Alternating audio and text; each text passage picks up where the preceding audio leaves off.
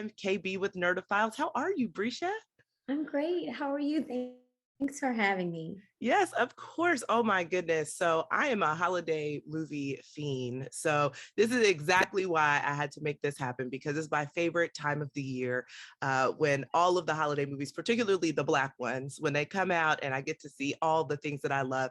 So let me ask you, when you first started this journey with the Little family, 2 years ago, which feels like a lifetime, did y'all know that you were going to build it into this beautiful Black franchise? No, we didn't. I got the call from our producers that had done some other work with me, and they said that Kelly Rowland was really interested in working with me. And I was like, yeah, all right. And then she called me and almost crashed my car. And I was like, "Ooh, say my name, say my what?" And so it just developed this like beautiful friendship between my sis and I, and um between the whole cast, really. Like, we've been together during, like, before pandemic and during pandemic, and now working simultaneously, kind of in pandemic, not pandemic. So we've seen each other through these crazy phases in these past 2.5 crazy years. um but yeah, it's been a great ride. Yes, and I love it. You know what I love most is for me, I'm always looking for content where Black people can just be themselves. Like, just, we don't have to have a lot of trauma, although, there are some great trauma pieces out there. But I do just like the fact that, the Little Family's drama really is just drama within their family on how to make the holidays the best. They're tripping over themselves, trying to make it the best holiday ever.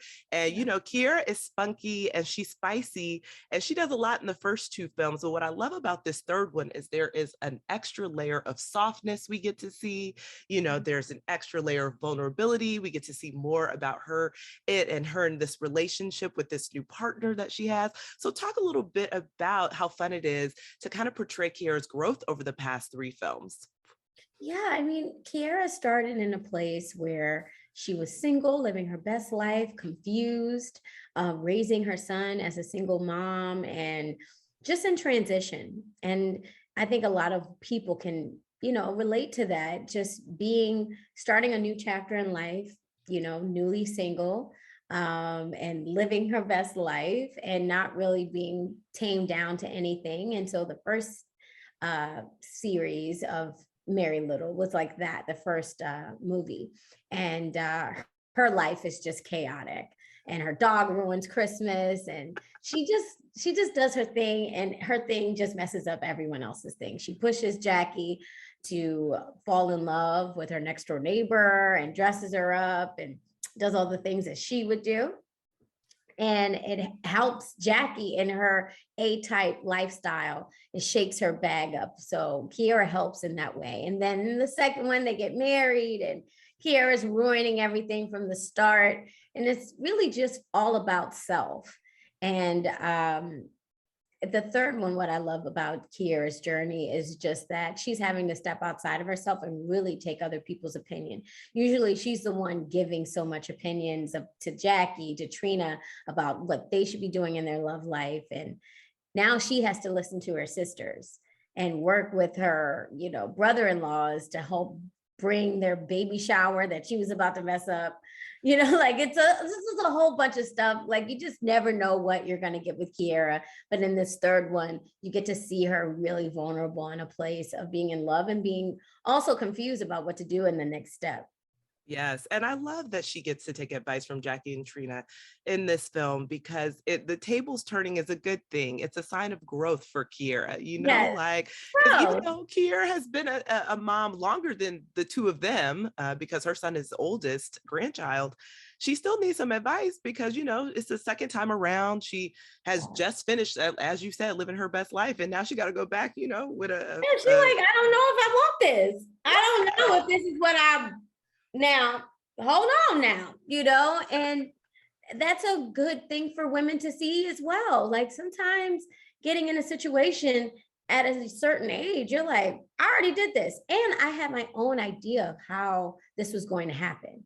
And now that it's not happening in the perfect way, how can I still be imperfect in my perfect way? So I love that Kiara is discovering that and is open, because she's quite a guarded person. She only allows people in so far, and so that her fiance, her man. I mean, See, I was getting comfortable with you. Her man is seeing her in this way, as flustered, and how she can be just in her normal life. She's allowing him to come a little closer to see like her vulnerabilities. now, listen, I would be remiss if I didn't ask. I have seen you stepping into the director's seat a little Yes, bit lately. And, yes. I hope that we get a fourth film and a fifth film, because I do just think we need Black holiday content, more often. Would you be open to directing, Oh my, the fourth film? ah! That would be so much fun. That would be Yes. so much fun to direct the fourth Mary Liddle, because I have so many ideas, and it's just really like right now I'm editing a movie that I just did for Sundance, and that's taking up a lot of my time. But I absolutely love directing. I love guiding actors into their new awareness and fullness of the moment, and just collaboration. So I would love to collaborate with my friends. And again, Kelly Rowland is the most amazing producer. She's so hands-on, and she's so collaborative, and just such a special person through and through, which is why we all come back every Christmas to do this movie. Listen, I'm gonna put this bug in her ear then, like, come on, let Bresha direct the fourth one. And you know what? We'll have to talk offline about Sundance, because if you're gonna be there, so am I. And I would love to meet in person and see the film that you're doing. Say hi, like, oh, please. That would be great. Yes. So, before I let you go, I have to let you know, I do love Run the World. I'm so glad, so glad you guys get picked up for a season 2. So you had mentioned in previous interviews that a lot of Renee is a little bit of Bresha. So do you feel like you bring some of that to Kiara as well? Do you feel like there are pieces of you in each of the characters that you portray? I mean, I feel like the reason why I'm attracted to a lot of different roles is because there is a piece in me that is there. I bring myself to every role that I do. I think every actor does that. They do unintentionally. There's something that you identify with. And with Kiera, I identify to a lot of her selfish ways. Some of the things that I try to outgrow from, but I can definitely go back and tap into that situation in those moments. And for Renee, I mean, Renee is fabulous, and honey, I'm fabulous. And she's independent, and she's strong, and she's a great friend. These are all attributes that I'm proud to say that I'm a lot like. So in that way, I will say Renee is a lot like me, because all of the things that she is in those particular ways, I am as well.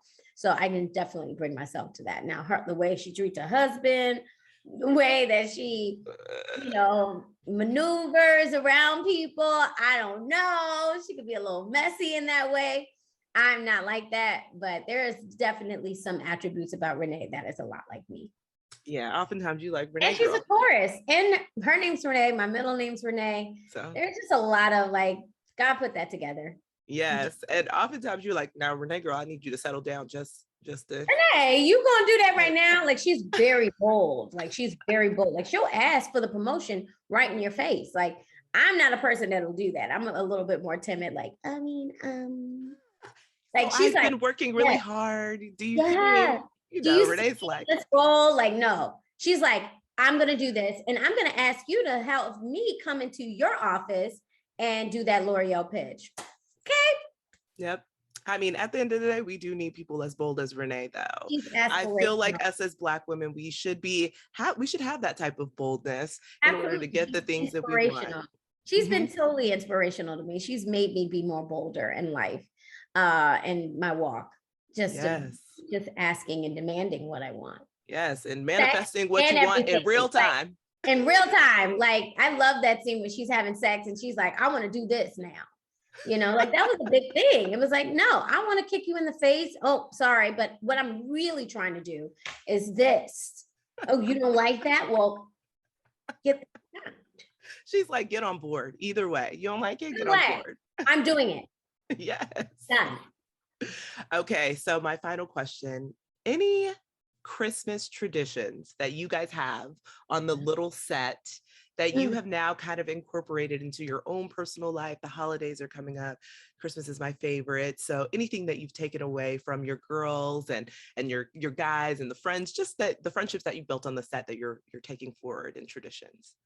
One thing that we do every holiday movie on the Married Little set, we Uh-huh. get dressed up. Yes. I don't get dressed. I'm used to like just chilling in my pajamas all day. They have a pajama moment. They have a dressed up moment. They have an end night pajama moment. Like they have a full wardrobe of Christmas Day. That is something that I'm taking and adapting into my real life because you just have memories. You just have these times to build memories. And why not collect them on camera and dress up and be gorgeous? Do your hair, do your makeup, get gorgeous for Christmas. Yes, I love it. No, I love I it. love that. Like usually I'm just like cooking and stuff. I was like cook and then get pretty. And I started like doing that recently, like cooking and preparing to cook and cooking as much as I can on Christmas Eve, just so I can just heat up and just do the necessary so I can enjoy and be pretty. I Yes. want to dress up. I was like, yeah, let me peel out that pinstripe Ooh, green, little some and a little mistletoe headband. Like, when do you wear that? right. When do you wear that? You Honestly. go to Christmas parties. It's for Christmas. You have to wear it on Christmas. People stop by. You want to be presentable. Yes. And then you So can have your that's one. cocktail in hand or mocktail in hand, whichever you want, but you just dress up and you look good. And if someone happens to ring the doorbell, you're already prepared.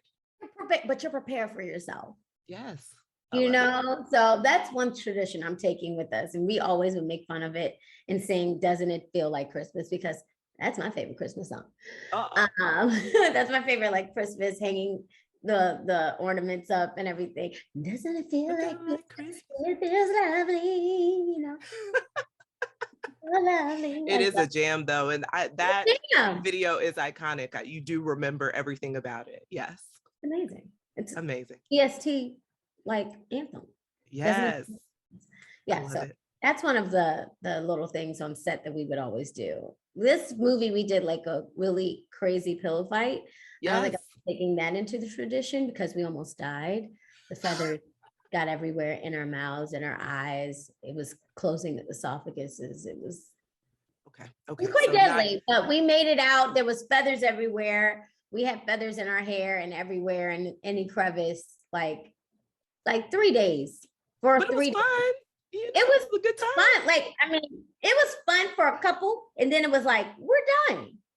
And then it was like, oh, we have to film another scene. I was like, not with all this feather in my hair. Who won't? It was. Meanwhile, the kids are like, can we do this scene 5 more times? Yes. Oh my God. The kids, I hid in the tent.